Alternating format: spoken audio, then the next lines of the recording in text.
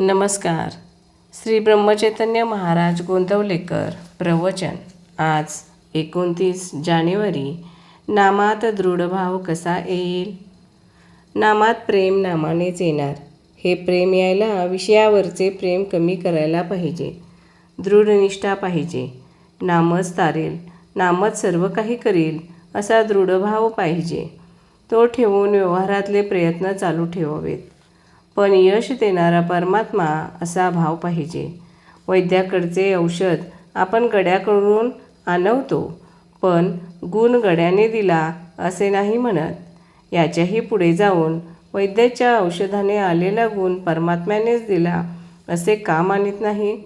परमात्म्याला शरण जाणे म्हणजे परमात्मा आपला आहे, त्याच्या वाचून आपल्याला दुसरे कुणी नाही.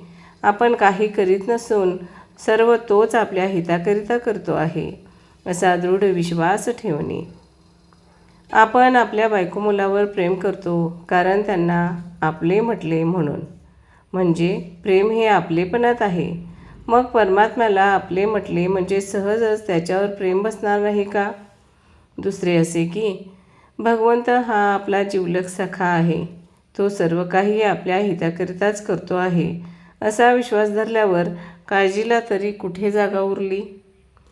आपली देहबुद्धी नाहीशी होण्यातच आपले हित आहे.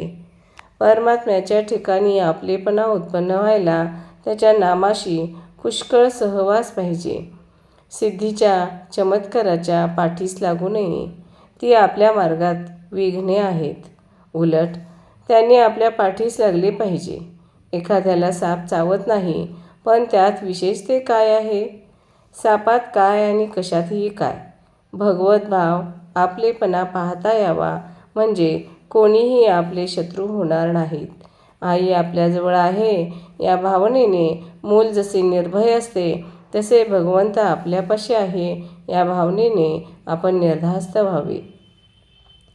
आपल्याला ज्या गावाला जायचे आहे त्या गावाची गाडी आली की नाही एवढे पाहावे. गाडीत कोण भेटतो याला फारसे महत्त्व नाही. समजा गाडीत आपल्याला कोणीच भेटले नाही तर आपण स्वस्थ झोप घेत आपल्या गावी जातो, त्याप्रमाणे आपण आपले साधन करावे. सृष्टीची तत्त्वे किती आहेत वगैरेच्या भानगडीत पडू नये. त्याचा निकाल कधीच लागायचा नाही. शंका गेल्याशिवाय नाम स्थिरच होत नाही हे लक्षात ठेवावे. देहबुद्धी जोपर्यंत आहे तोपर्यंत नामाचे महत्त्व कळणार नाही. आपला उद्धार व्हावा असे वाटत असेल तर नामस्मरण सोडू नये. परमात्मा जसा निरुपाधिक आहे तसे नामही निरुपाधिक आहे. धन्यवाद.